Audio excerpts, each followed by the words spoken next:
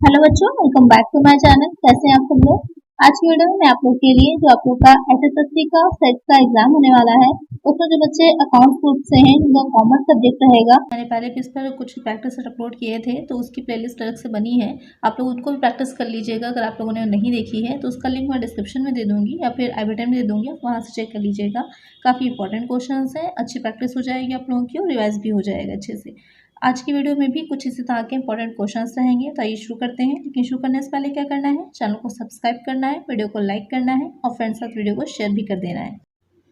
जो क्वेश्चन मैंने last video में आप लोग को दिया था करने के लिए, यदि वस्तु विक्रय लागत ₹1,20,000 है तथा सकल हानि पर विक्रय 1/4 पर है, तो विक्रय की राशि बताइए। If the cost of goods sold in ₹1,20,000 and the rate of gross loss is 1/4 on sales, the amount of sale is. तो यहाँ पर आपको क्या दे रखा है, कॉस्ट ऑफ गुड्स सोल्ड बता रखी है, लेकिन साथ में ये कहा है कि उसको क्या हुआ है, ग्रॉस लॉस हुआ है, यानी कि हानि हुई है। किस पर हुई है, 1/4 हुई है, सेल पर हुई है। यहाँ पर आपको कॉस्ट दे रखी है और हानि सेल पर हुई है। तो इस क्वेश्चन को निकालने के लिए हम क्या करेंगे कि हम मान लेंगे कि जो सेल है वो 100 है। अगर सेल हमारी 100 है और उस पर हमें 1/4 यानी कि 25% हो जाएगा, तो उसका लॉस हुआ है तो कितना आ जाएगा, लॉस हमारा 25 हो जाएगा। अब दोनों को ऐड करेंगे तो हमारी कॉस्ट आ जाएगी 125, क्योंकि लॉस तभी होगा ना कि जब सेल आपकी कम है और कॉस्ट ज़्यादा है। सिंपल सा समझिएगा कि लॉस तभी होता है जब हमारी कॉस्ट ज़्यादा आती है और हम उसको जो सेल करते हैं वो कम वैल्यू पर करते हैं, कम प्राइस पे करते हैं, तभी तो लॉस होता है हमारा। तो यहाँ पर हमारी सेल 100 हो जाएगी, लॉस 25 हो जाएगा और कॉस्ट हमारी कितनी आ जाएगी, 125। अब जो ये जो आपकी दे रखी है 1,20,000 की, मतलब वो 125 है। तो अब इसको हम कैसे निकालेंगे, 1,20,000 अपॉन 125 इंटू 100। अब जब इसको सॉल्व करिएगा तो कितना निकल के आ जाएगा, 96,000। अब देख लीजिए यहाँ पर ही आपको समझ में आ गया होगा, आपकी कॉस्ट 1,20,000 और सेल कितनी निकल के आई, 96,000 निकल के आई। सेल कम है और आपकी कॉस्ट ज़्यादा है तो लॉस हुआ होगा। तो एक आंसर क्या हो जाएगा हमारा, ऑप्शन डी। आई होप आपके अच्छे से समझ में आ गया होगा कि इसे कैसे निकाला गया है। जिन बच्चों का करेक्ट आंसर आया था तो वेल डन, और जिनका नहीं सही आया था तो आप लोग उसको सही कर लीजिए। नेक्स्ट क्वेश्चन है, एक प्रकाशक द्वारा कॉपीराइट प्राप्त करने के लिए किया गया खर्च है। Expenditure incurred by publisher for acquiring copyright is a capital expenditure, revenue expenditure, deferred revenue expenditure, none of the above. Question पूछ रहा है कि जो एक पब्लिशर होता है उसके द्वारा जो कॉपीराइट लिया गया है, तो उस पर जो एक्सपेंसेस किए गए हैं, जो कॉपीराइट लेने के लिए कराने के लिए जो एक्सपेंसेस उसने किए हैं वो किस तरह के हैं, पूंजीगत व्यय हैं, आयगत व्यय हैं, विलंबित आयगत व्यय हैं, या फिर में से कोई नहीं है। पूंजीगत और आयगत यानी कि कैपिटल और रेवेन्यू एक्सपेंडिचर्स को बहुत अच्छे से तैयार कर लीजिएगा, इससे क्वेश्चन आपका ज़रूर आएगा। हर बार एग्जाम में इनसे क्वेश्चन ज़रूर बनते हैं। जितने भी कॉम्पिटिटिव एग्जाम कॉमर्स रिलेटेड होते हैं, मोस्टली इसमें से एक क्वेश्चन ज़रूर पूछा जाता है। तो ये किस तरह का एक्सपेंडिचर हो जाएगा, क्योंकि जो कॉपीराइट होती है वो क्या है, इंटेंगिबल एसेट है। आप उसे देख नहीं सकते लेकिन वो एसेट है एक तरह से, तो वो इंटेंगिबल अमूर्त संपत्ति है। तो उस पर जो भी एक्सपेंस किया जाएगा वो क्या हो जाएगा, वो होगा पूंजीगत व्यय, कैपिटल एक्सपेंडिचर। करेक्ट आंसर क्या हो जाएगा, ऑप्शन ए। नेक्स्ट क्वेश्चन है, प्रबंधन के विस्तार का अर्थ है। Span of management means a good organization should consist of department, authority of each person must be clearly defined, each subordinate should have one superior, a manager can supervise a limit number of executives. Question में कह रहा है कि प्रबंध के विस्तार का क्या अर्थ होता है। आपने मैनेजमेंट में पढ़ा होगा, जो प्रिंसिपल ऑफ मैनेजमेंट है या बिजनेस मैनेजमेंट आपने पढ़ी होगी, तो वहाँ पर पढ़ा होगा इसके बारे में कि स्पैन ऑफ कंट्रोल या स्पैन ऑफ मैनेजमेंट जो होता है वो क्या होता है कि एक अच्छी संस्था में भाग होना चाहिए, प्रत्येक व्यक्ति के अधिकारों को स्पष्ट परिभाषित होना चाहिए, प्रत्येक कनिष्ठ के ऊपर एक वरिष्ठ होना चाहिए, एक प्रबंध सीमित संख्या में कर्मचारियों को प्रबंधित कर सकता है। तो यहाँ पर प्रबंध के विस्तार का मतलब ये होता है कि जो प्रबंध हो, जो मैनेजमेंट हो, उसका नियंत्रण, उसका कंट्रोल वहीं तक फैला हो जहाँ तक वो आसानी से उन पर कंट्रोल कर सके, उनको देखरेख कर सके, उनको सुपरवाइज कर सके, जिससे कि वो बाकी चीज़ों जो इम्पोर्टेंट है वहाँ पर उसका निर्णय ले सके, उनकी तरफ ध्यान दे सके। इसलिए वो लिमिटेड उस क्षेत्र में ही या लिमिटेड कर्मचारियों तक ही उसका कंट्रोल होना चाहिए। यहाँ पर जो करेक्ट आंसर होगा वो हो जाएगा कि एक प्रबंध सीमित संख्या में कर्मचारियों को प्रबंधित कर सकता है। एक आंसर हो जाएगा ऑप्शन डी। नेक्स्ट क्वेश्चन है, रूढ़िवादिता के सिद्धांत के अंतर्गत स्टॉक का मूल्यांकन किया जाएगा। According to convention of conservation, the stock in trade is valued at market price, cost price, market price और cost price whichever is less, market price और cost price whichever is मोर।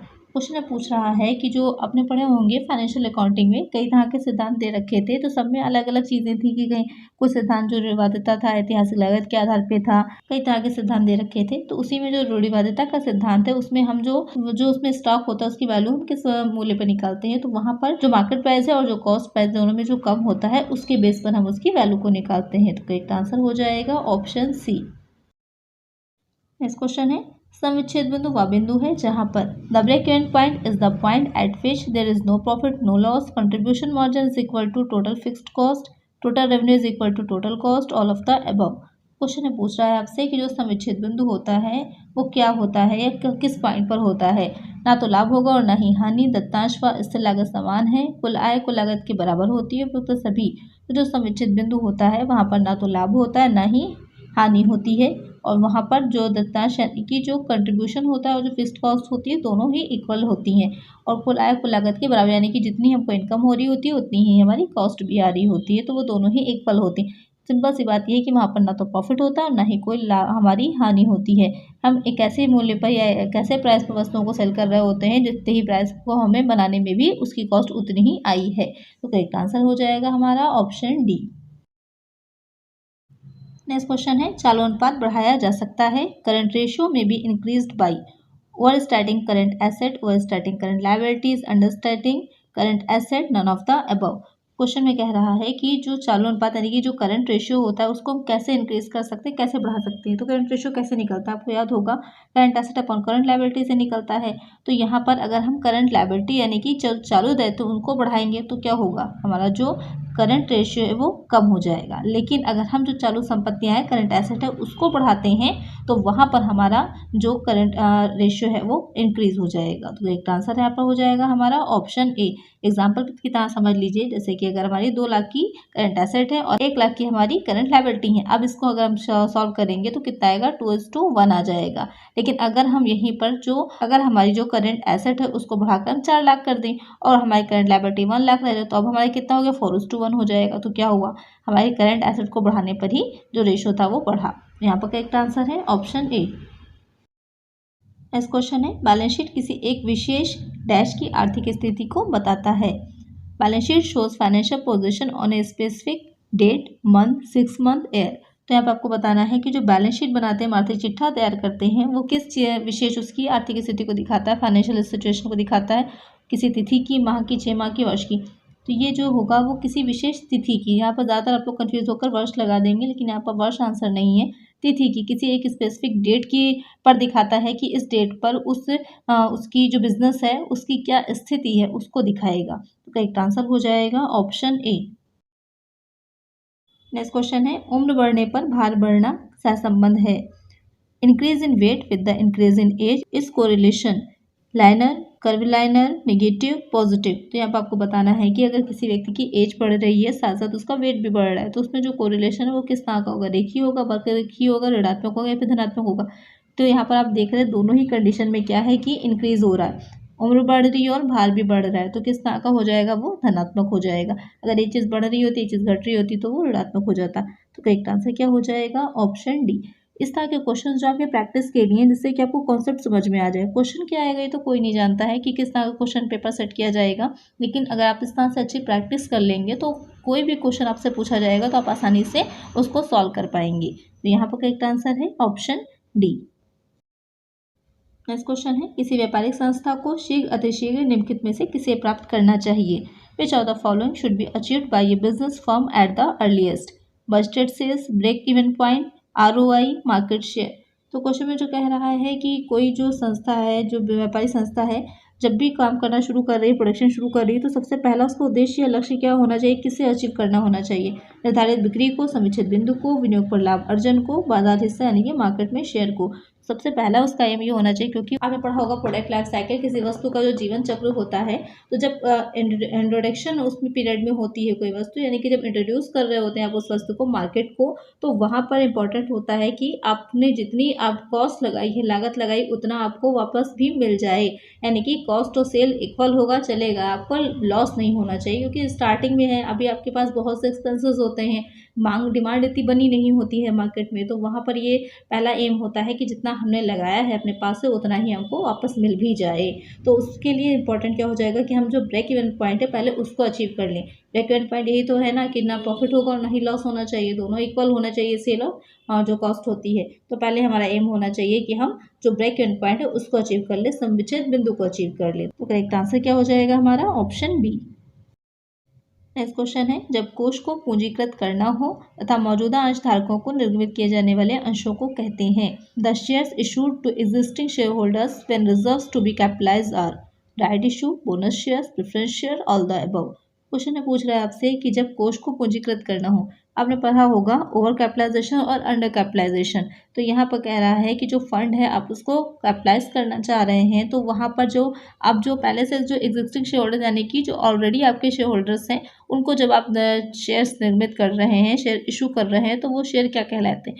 वो हो जाते हैं आप लोग के bonus share. जब पहले से जो विद्यमान अंशधारी होते हैं हम उनको शेयर्स देते हैं तो वो हमारे बोनस शेयर होते हैं, जब आपका उद्देश्य कैपिटलाइज करना हो, पूंजीगत करना हो। तो यहाँ पर करेक्ट आंसर क्या हो जाएगा? Option B.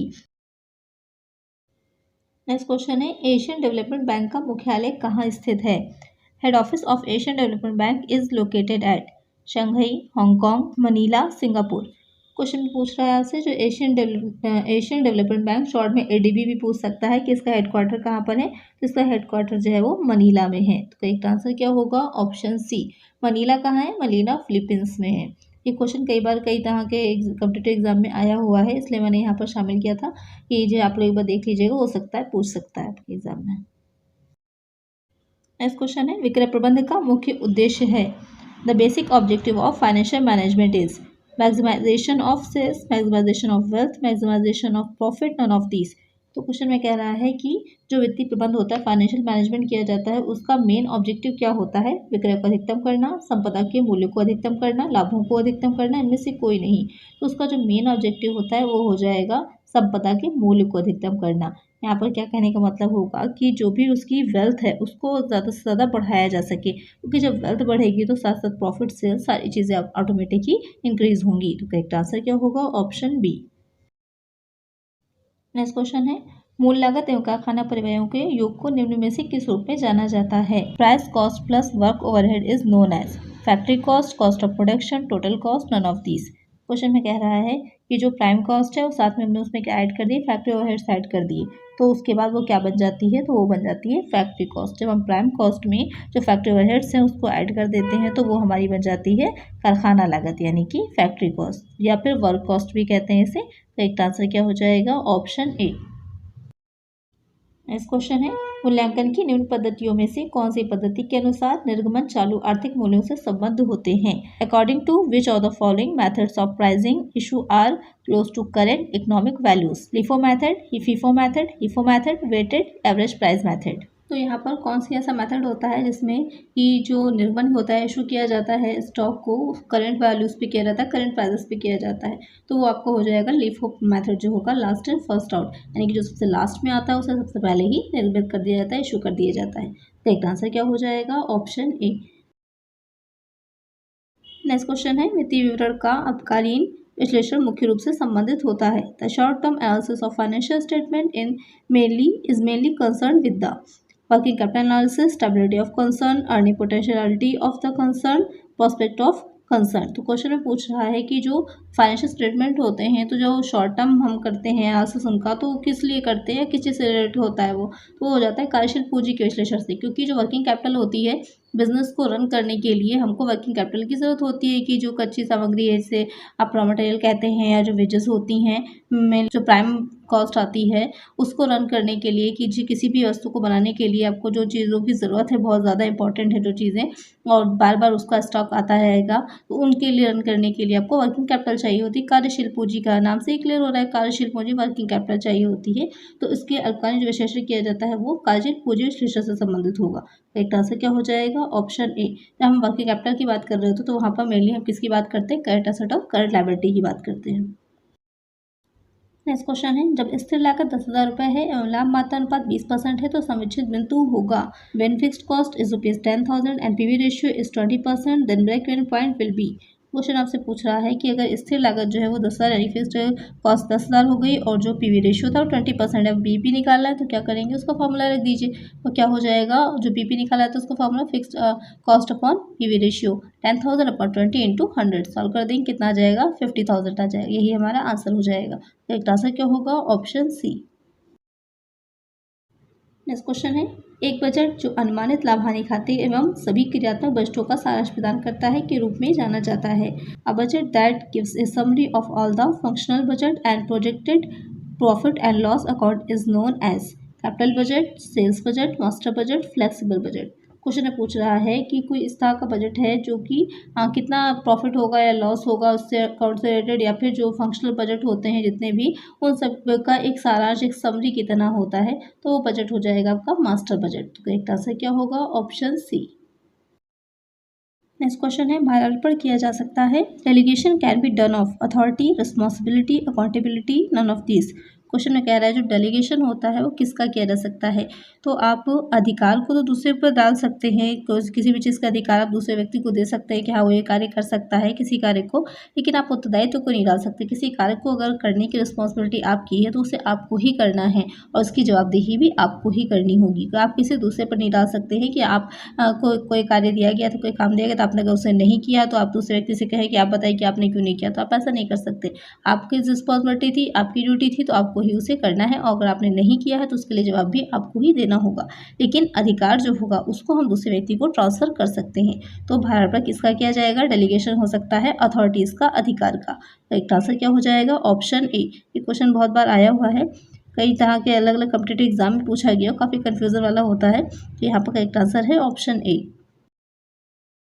नेक्स्ट क्वेश्चन है, अंगुली लता संप्रेषण का तात्पर्य है, grapevine communication means restricted communication, wide spread communication, quick communication amongst mass, private communication. तो ग्राफाइन जो कम्युनिकेशन होता है आपने पढ़ा होगा, वैसे तो कम्युनिकेशन बहुत तरह का दे रखा था, उसमें आपने एक पढ़ा होगा कि औपचारिक और अनौपचारिक होता है, फॉर्मल इनफॉर्मल होता है। तो जो इनफॉर्मल कम्युनिकेशन होता है उसी का एक प्रकार हो जाता है जो ग्राफाइन यानी कि अंगुली लता संप्रेषण होता है। अंगूर के गुच्छे आपने देखे होंगे ना कि एक दूसरे से अलग अलग तरह से अटैच होते हैं, कोई एक सीक्वेंस में नहीं होता है, बस वैसे ही समझ लीजिए जो होता है संप्रेषण भी होगा, एक व्यक्ति से दूसरे को, दूसरे से जो तीसरे को, फिर तीसरे से चौथे को, आपस में हो सकता है एक से जो 4-5 लोगों तक अब जो बात होती है ना वो अव्यवस्थित रूप से फैलती रहती है एक अफवाह की तरह, तो वो हो जाता है अंगुली लता संप्रेषण। तो ये इसका जो होगा या तात्पर्य क्या है, तो ज़्यादा से ज़्यादा लोगों में शीघ्रता से संप्रेषण होता है इसमें, कि बात जो भी होती है बहुत जल्द ही फैलती है। तो यहाँ पर करेक्ट आंसर क्या हो जाएगा, option C, quick communication amongst मास।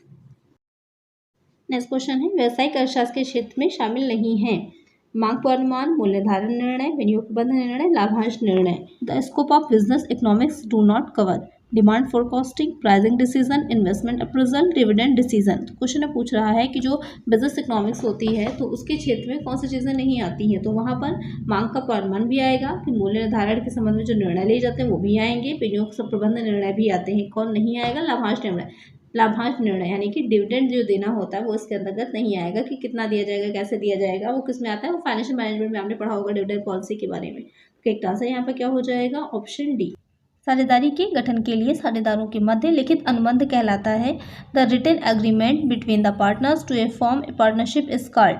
सम्मेलन का प्रमाण पत्र, सर्टिफिकेट ऑफ इनकॉर्पोरेशन, पार्षद सीमा नियम, मेमोरेंडम ऑफ एसोसिएशन, फर्म के निर्माण का प्रमाण पत्र, certificate of formation of firm, साझेदारी संलेख, पार्टनरशिप डीड। तो यहाँ पर जब हम बात साझेदारी की, पार्टनरशिप की कर रहे होते हैं तो उसको करने के लिए जो पार्टनरशिप डीड होता है यानी कि साझेदारी संलेख होता है वो इंपॉर्टेंट होता है, क्योंकि वो एक ऐसा एग्रीमेंट होता है जिसमें जो पार्टनरशिप होती है उससे रिलेटेड सारी नियम और शर्तें जो होती हैं, टर्म्स एंड कंडीशंस दे रखी होती हैं, इसलिए वो सबसे इंपॉर्टेंट होता है। हाँ, जब बात हम कंपनी की कर रहे होंगे तो वहाँ पर सर्टिफिकेट ऑफ इनकॉर्पोरेशन, मेमोरेंडम है, ये सारी चीज़ें आएंगी, लेकिन साझेदारी में साझेदारी संलेख इंपॉर्टेंट होगा। तो एक आंसर क्या हो जाएगा, ऑप्शन डी। नेक्स्ट क्वेश्चन है, उत्पादन लागत होती है, कॉस्ट ऑफ प्रोडक्शन इज मूल लागत प्लस कारखाना परिव्यय, prime cost plus factory overheads, कारखाना लागत प्लस प्रशासनिक परिव्यय, factory cost plus administrative overheads, प्रत्यक्ष लागत प्लस अप्रत्यक्ष व्यय, direct cost plus indirect expenses, मूल लागत प्लस प्रशासनिक परिव्यय, prime cost plus administrative overheads. तो क्वेश्चन में कह रहा है कि जो कॉस्ट ऑफ प्रोडक्शन होती है क्या होती है। तो कॉस्ट ऑफ प्रोडक्शन में हमारी 3 चीज़ें ऐड होती हैं, क्या हो जाएंगी, प्राइम कॉस्ट होती है, जो हमारी फैक्ट्री कॉस्ट होती है, और तीसरी हो जाती है जो ऑफिस कॉस्ट होती है। इन तीनों को ऐड करने के बाद क्या निकल के आ जाती है, हमारी जो कॉस्ट ऑफ प्रोडक्शन है वो निकल के आती है। तो यहाँ पर जो ऑप्शन आपका करेक्ट होगा वो हो जाएगा ऑप्शन बी, कारखाना लागत प्लस प्रशासनिक उपरिव्यय। तो यहाँ पर कारखाना लागत में आपके प्राइम कॉस्ट और फैक्ट्री ओवरहेड्स ये दोनों चीज़ें ऐड हो गई। अब उसमें जो हमने जो एडमिनिस्ट्रेटिव ये कहिए या ऑफिस एक्सपेंसेस कहिए उसको ऐड कर लिया, तो हमारी क्या निकल के आ गई, कॉस्ट ऑफ प्रोडक्शन निकल के आ गई। तो एक आंसर यहाँ पर हो जाएगा ऑप्शन बी। नेक्स्ट क्वेश्चन है, मंदी के बाद आता है या आती है, आफ्टर रिसेशन कम्स समृद्धि, प्रॉस्पेरिटी, अवनति, डिप्रेशन, पुनरुत्थान, रिकवरी, स्थिरता, स्टैग्नेशन। क्वेश्चन कह रहा है कि जो इकोनॉमिक साइकिल होता है उसमें जो रिसेशन होता है, मंदी होती है, उसके बाद क्या आता है। तो मंदी के बाद क्या आ जाएगा, मंदी के बाद आती है अवनति यानी कि डिप्रेशन, उसके बाद का पीरियड हो जाता है पुनरुत्थान का, रिकवरी का। तो करेक्ट आंसर क्या यहाँ पर हो जाएगा, ऑप्शन बी। नेक्स्ट क्वेश्चन है, आयातित पूंजी का वह भाग जिसे कंपनी के समापन के समय यात्रित किया जा सकता है कहलाता है the portion of uncalled capital that can be called up only on winding up of the company is known as अधिकृत पूंजी, ऑथराइज्ड कैपिटल, निर्गमित पूंजी, इशूड कैपिटल, प्रार्थित पूंजी, सब्सक्राइब्ड कैपिटल, संचित पूंजी, रिजर्व कैपिटल। तो यहाँ पर जो आयातित पूंजी का वो भाग होता है जो कि तब तक जो है जिसकी मांग नहीं की जा सकती या इसका यूज़ नहीं किया जा सकता जब तक कि कंपनी का समापन नहीं होता, वाइंडिंग अप नहीं होता, तो वो कहलाता है संचित पूंजी यानी कि रिजर्व कैपिटल। तो एक आंसर यहाँ पर हो जाएगा ऑप्शन डी। नेक्स्ट क्वेश्चन है, साझेदारी का समापन किस कारण हो सकता है, द पार्टनरशिप में come to an end due to the साझेदार की मृत्यु, डेथ ऑफ ए पार्टनर, किसी साझेदार का दिवालिया होना, इंसॉल्वेंसी ऑफ ए पार्टनर, सभी साझेदारों की सहमति द्वारा, कंसेंट ऑफ ऑल पार्टनर्स, उपयुक्त सभी, ऑल ऑफ द अबव। तो जो क्वेश्चन में कह रहा है कि जो पार्टनरशिप होती है, साझेदारी होती है, उसका समापन जो होगा तो उन तीनों ही कारणों से हो सकता है। कंपनी की हम बात जब करते हैं तो किसी भी जो उसका सदस्य होते हैं या संचालक होते हैं उनकी मृत्यु का कंपनी पर कोई इफेक्ट नहीं पड़ता, ना ही उनके दिवालिया होने पर। लेकिन यहाँ पर जो साझेदारी होती है वहाँ पर पार्टनर की डेथ का या फिर पार्टनर के इंसॉल्वेंट होने का, इन सब का इफेक्ट पड़ता है साझेदारी पर। तो यहाँ पर करेक्ट आंसर होगा ऑप्शन डी। नेक्स्ट क्वेश्चन है, किसी सामान्य माध्य से लिए गए विचलनों का योग होता है, the sum of deviation taken from the arithmetic means of a series is 0, positive, negative, both B and C. तो आपको याद होगा जो स्टैंडर्ड डिविएशन हम लगा रहे थे, तो जब हम एक्चुअल मीन से लेते हैं डिविएशन तो उसका जो टोटल आता है वो 0 ही आता है, क्योंकि उसके जो दोनों साइड होते हैं प्लस और माइनस के वो इक्वल होते हैं, क्योंकि जो एक्चुअल मीन होता है वो बिल्कुल एकदम सटीक माप होती है। तो वहाँ पर करेक्ट आंसर हो जाएगा ऑप्शन ए। नेक्स्ट क्वेश्चन है, प्रतिभूति प्रीमियम है, सिक्योरिटी प्रीमियम इज ए पूंजीगत प्राप्ति, कैपिटल रिसिप्ट, आयगत प्राप्ति, रेवेन्यू रिसिप्ट, व्यक्तिगत प्राप्ति, पर्सनल रिसिप्ट, चालू दायित्व, करंट लायबिलिटी। मैंने आप लोगों को पहले ही बताया था कि जो कैपिटल रिसिप्ट है, रेवेन्यू रिसिप्ट है, इसको अच्छे से समझ लीजिएगा और देख लीजिएगा, इससे एक ना एक क्वेश्चन आपके एग्जाम में ज़रूर बनेगा। तो यहाँ पर जो प्रतिभूति प्रीमियम होता है वो किस तरह का होता है, वो होती है पूंजीगत प्राप्ति होती है, कैपिटल रिसिप्ट होती है। तो करेक्ट आंसर क्या हो जाएगा, ऑप्शन ए। नेक्स्ट क्वेश्चन है, निम्नलिखित में से कौन सी व्यवसायिक पूर्वानुमान की एक तकनीक नहीं है, which among the following is not a technique of business forecasting, cost sharing विश्लेषण, टाइम सीरीज एनालिसिस, विषय विश्लेषण, वेरिएंस एनालिसिस, प्रतिगमन विश्लेषण, रिग्रेशन एनालिसिस, आगत निर्गत विश्लेषण, इनपुट आउटपुट एनालिसिस। आपको बताना है कि व्यवसायिक पूर्वानुमान यानी कि जिसके माध्यम से हम जो बिजनेस फॉरकास्टिंग करते हैं वो कर पाएंगे, तो वो इसमें आपको बताना है कि कौन सी टेक्निक नहीं है। तो यहाँ पर जो टाइम सीरीज होता है उसके बेसिस पर भी होता है, रिग्रेशन के बेसिस पर भी और इनपुट आउटपुट एनालिसिस पर भी। लेकिन जो वेरिएंस एनालिसिस होता है, विषय विश्लेषण होता है, उसके बेसिस पे हम बिजनेस फॉरकास्टिंग नहीं कर सकते। तो करेक्ट आंसर यहाँ पर हो जाएगा ऑप्शन बी। नेक्स्ट क्वेश्चन है, समुचित बिंदु होता है, ब्रेक इवन पॉइंट इज जहाँ कुल आगम लागत के बराबर होती है, where total revenue equals total cost, जहाँ कुल आगम कुल स्थिर लागत के बराबर होती है, where total revenue equals total fixed cost, जहाँ कुल आगम कुल परिवर्तनशील लागत के बराबर होती है, where total revenue equals total variable cost, जहाँ कुल आगम कुल लागत से अधिक होती है, where total revenue exceeds the total cost. तो क्वेश्चन में कह रहा है, आपने समुचित बिंदु को, ब्रेक इवन पॉइंट को कई तरह से मैंने समझाया है, कई बार इस क्वेश्चन को शामिल किया है। यहाँ पर थोड़ा सा अलग डिफरेंट लैंग्वेज है। तो क्या होती है, जो समुचित बिंदु होता है वो कुल आगम कुल लागत के बराबर होती है यहाँ पर, यानी कि जितनी टोटल रेवेन्यू होती है और टोटल कॉस्ट क्या होती है, दोनों ही इक्वल होती है, सेल और कॉस्ट बराबर होती है। यहाँ पर जो सेल की जगह पर रेवेन्यू वर्ड का यूज़ किया गया है। तो करेक्ट आंसर क्या हो जाएगा, ऑप्शन ए। नेक्स्ट क्वेश्चन है, एक निजी कंपनी में सदस्यों की अधिकतम संख्या हो सकती है। The maximum number of members in A private limited company can be 20, 50, 200 unlimited. तो यहाँ पर बात हो रही है एक निजी कंपनी की। अगर हम बात करते हैं प्राइवेट कंपनी की तो वहाँ पर अनलिमिटेड होती है, अधिकतम संख्या की बात हो रही है, लेकिन यहाँ पर बात हो रही है प्राइवेट कंपनी की। तो प्राइवेट कंपनी में जो अधिकतम संख्या है वो 200 है। जो कंपनीज एक्ट 2013 है उसके अकॉर्डिंग इसको बढ़ा दिया गया है। पहले की अपेक्षा पहले 50 थी लेकिन अब 200 हो गई है। करेक्ट आंसर यहाँ पर हो जाएगा ऑप्शन सी। नेक्स्ट क्वेश्चन है, द्वितीय चतुर्थक को कहा जाता है। Second quartile is called mean, median, mode, none of the above. Question में कह रहा है जो सेकंड क्वार्टाइल होता है, तो आपने Q1, Q2 और Q3 निकाला है, तीन तरह के। जो Q2 होता है और वो उसकी वैल्यू और जो मीडियन हम निकालते हैं उसकी वैल्यू दोनों बराबर ही होती है, इक्वल होती है। तो यहाँ पर सेकंड क्वार्टाइल किसे कहा जाएगा? मीडियन को। करेक्ट आंसर हो जाएगा ऑप्शन बी।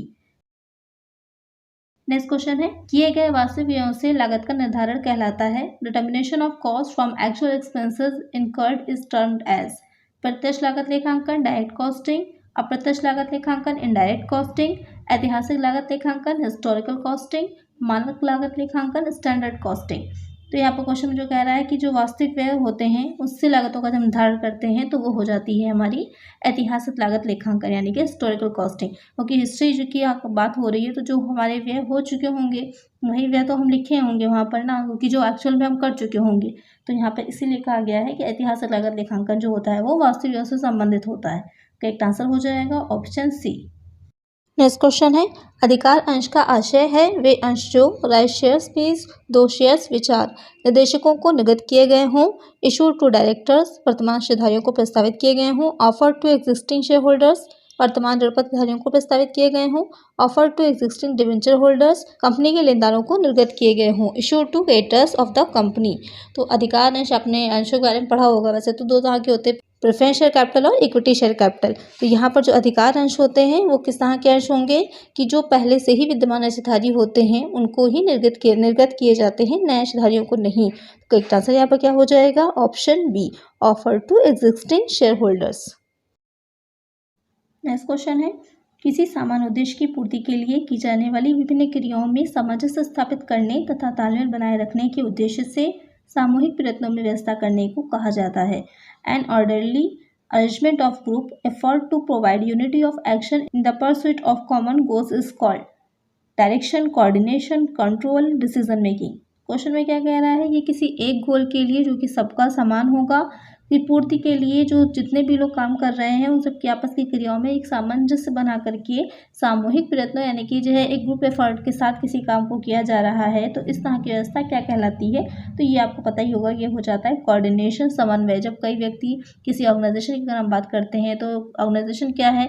व्यक्तियों का एक समूह है, तो वो सब मिल करके किसी एक गोल की तरफ जो है चल रहे होते हैं और आपस में एक दूसरे के साथ सामंजस्य स्थापित करके कोऑर्डिनेट करके काम करते हैं, जिससे कि उस जो भी गोल हमने डिसाइड किया होता है प्रबंधकों ने संस्था का, उसे अचीव किया जा सके। तो करेक्ट आंसर हो जाएगा ऑप्शन बी।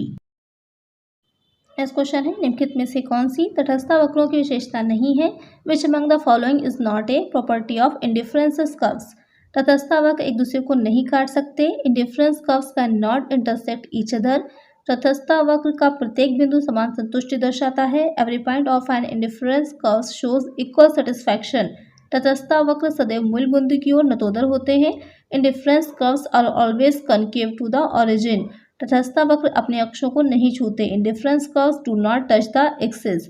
तो क्वेश्चन में जो पूछ रहा है कि जो तटस्थता वक्र, आपने इकोनॉमिक्स में इसके बारे में पढ़ा होगा, तो आपको बताना है इसमें से कौन सी जो होगी उसकी विशेषता नहीं है।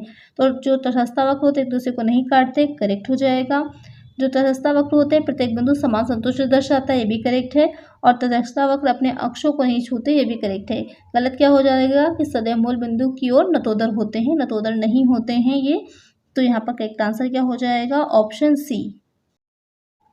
नेक्स्ट क्वेश्चन है, परिवर्तनशील साधन की मात्रा बढ़ाने से यदि कुल उत्पादन बढ़ता है तो वह कहलाता है। If total production increases with the increase in variable factor it is called. आपने पढ़े होंगे उत्पत्ति के नियम इकोनॉमिक्स में, तो उसी से रिलेटेड क्वेश्चन है कि उत्पत्ति समता नियम, लॉ ऑफ कांस्टेंट रिटर्न, उत्पत्ति ह्रास नियम, लॉ ऑफ डिमिनिशिंग रिटर्न, उत्पत्ति वृद्धि नियम, लॉ ऑफ इंक्रीजिंग रिटर्न, उत्पत्ति आपूर्ति नियम, law of supply of production. तो क्वेश्चन में क्या कह रहा है कि परिवर्तनशील मात्रा जो साधन है उसकी मात्रा को बढ़ाया जाएगा, तो उससे कुल उत्पादन बढ़ रहा है, तो वो क्या है? तो कुल उत्पादन बढ़ रहा है, मात्रा यानी कि जो वेरिएबल हमारे जो साधन है उसकी अगर जो फैक्टर है वेरिएबल हमारा, उसको अगर हम वृद्धि कर रहे हैं, इंक्रीज कर रहे हैं, तो उससे हमारा कुल प्रोडक्शन भी बढ़ रहा है। तो इसका मतलब वो कौन सा हो जाएगा? उत्पत्ति वृद्धि नियम होगा। 3 होते हैं आपके मेनली, जो इंक्रीजिंग रिटर्न होता है, लॉ ऑफ इंक्रीजिंग रिटर्न, वृद्धि नियम हो जाता है। उसके बाद आ जाता है कांस्टेंट रिटर्न, उसके बाद आ जाता है डिमिनिशिंग रिटर्न, यानी कि जब हम प्रगतिशील साधनों में वृद्धि कर रहे होते हैं तो पहले तो उत्पादन क्या होता है, टोटल प्रोडक्शन बढ़ता है। उसके बाद क्या होता है कि कांस्टेंट हो जाता है, समता पर आ जाता है। उसके बाद क्या होता है, घटना शुरू हो जाता है, ह्रास होने लगता है। तो यहाँ पर जब बढ़ रहा है तो क्या हो जाएगा? उत्पत्ति वृद्धि नियम। करेक्ट आंसर होगा ऑप्शन सी। नेक्स्ट क्वेश्चन है, एक नए साझेदार के प्रवेश पर किसी संपत्ति के मूल्य में हुई वृद्धि को क्रेडिट किया जाता है। On admission of a new partner, increase in the value of an asset is credited to. पुराने साझेदारों के पूंजी खाते में, ओल्ड पार्टनर्स कैपिटल अकाउंट, पुनर्मूल्यांकन खाते में, रिवैल्यूएशन अकाउंट, संपत्ति खाते में, एसेट्स अकाउंट, सभी साझेदारों की पूंजी खाते में, ऑल पार्टनर्स कैपिटल अकाउंट। तो क्वेश्चन में जो कह रहा है कि किसी कोई नया साझेदार है, उसकी एंट्री हो रही है, तो वहाँ पर जितनी भी संपत्ति जो एसेट्स है उसकी जो वैल्यू में वृद्धि होगी, मूल्य वृद्धि होगी, तो उसको हम कहाँ क्रेडिट करेंगे? उसे क्रेडिट किया जाता है रिवैल्यूएशन अकाउंट में, मूल्यांकन खाते में। करेक्ट आंसर यहाँ पे क्या हो जाएगा? Option B. नेक्स्ट क्वेश्चन है, किस सैद्धांतिक वितरण के अंतर्गत चतुर्थक विचलन प्रभाव विचलन का 2/3 होता है? आपने पढ़ा होगा कि 2/3 है, 4/5 है, किसका कौन होता है? Under which theoretical distribution the quartile deviation is 2/3 of standard deviation. द्विपद वितरण, बायनॉमिनल डिस्ट्रीब्यूशन, प्रसामान्य वितरण, नॉर्मल डिस्ट्रीब्यूशन, पायसन वितरण, या फिर यादृच्छिक वितरण, रैंडम डिस्ट्रीब्यूशन। तो किसके अंतर्गत होता है? तो वो हो जाता है नॉर्मल डिस्ट्रीब्यूशन। जब नॉर्मल डिस्ट्रीब्यूशन है पर सामान्य वितरण होगा तो वहाँ पर जो चतुर्थक विचलन होता है प्राप्त विचलन का 2/3 होता है। एक आंसर क्या हो जाएगा? Option B. नेक्स्ट क्वेश्चन है, निर्यातकों को पैकिंग क्रेडिट की सुविधा प्रदान की जाती है। Packing credit facility to exporters is provided by भारतीय रिजर्व बैंक द्वारा, रिजर्व बैंक ऑफ इंडिया, भारतीय व्यापारिक बैंकों द्वारा, कॉमर्शियल बैंक, सहकारी बैंकों द्वारा, कोऑपरेटिव बैंक, निर्यात शाखा एवं गारंटी निगम द्वारा, export credit and guarantee corporation. तो यहाँ पर जो क्वेश्चन में कह रहा है कि जो निर्यातक होते हैं, आपको पता ही होगा इम्पोर्ट एक्सपोर्ट जो होता है, तो यहाँ पर जो एक्सपोर्टर्स होते हैं जो उनको पैकिंग क्रेडिट की फैसिलिटी देता है, तो वो देते हैं जो कॉमर्शियल बैंक्स होते हैं उनके द्वारा दी जाती है। तो करेक्ट आंसर यहाँ पर हो जाएगा ऑप्शन बी। नेक्स्ट क्वेश्चन है, लाभों की प्रत्याशा मत करो और सभी हानियों के लिए व्यवस्था कर लो। इस मान्यता का आधार है the assumption that anticipate no profit and provide for all losses is based on रूढ़िवादिता की परिपाटी, एकरूपता की परिपाटी, सारता की परिपाटी, पूर्व प्रकटीकरण की परिपाटी। तो यहाँ पर आपको बताना है कि ये जो दे रखा है एक मान्यता है कि लाभों की प्रत्याशा मत करो, यानी कि लाभों की कोई उम्मीद ना करते हुए जो हानियाँ हो सकती हैं उसके पहले हमें व्यवस्था कर लेनी चाहिए। तो ये किस में कहा गया है, किस सिद्धांत के अंतर्गत कहा गया है? तो ये कहा गया है option A, convention of conservatism के अंतर्गत कहा गया है। तो करेक्ट आंसर क्या हो जाएगा? Option A. नेक्स्ट क्वेश्चन है, एक वर्ष के दौरान देश में उत्पादित वस्तुओं एवं सेवाओं के कुल मूल्य को कहा जाता है। The total value of goods and services produced with in the country during a year is called GDP, GNP, NNP, NDP. तो क्वेश्चन में जो कह रहा है कि एक वर्ष के दौरान जो देश में उत्पादित वस्तुएं सेवाएं हैं तो उसका जो टोटल वैल्यू होती है वो हो जाती है जीडीपी। जीडीपी की फुल फॉर्म क्या हो जाती है? Gross domestic production. Correct answer हो जाएगा ऑप्शन ए।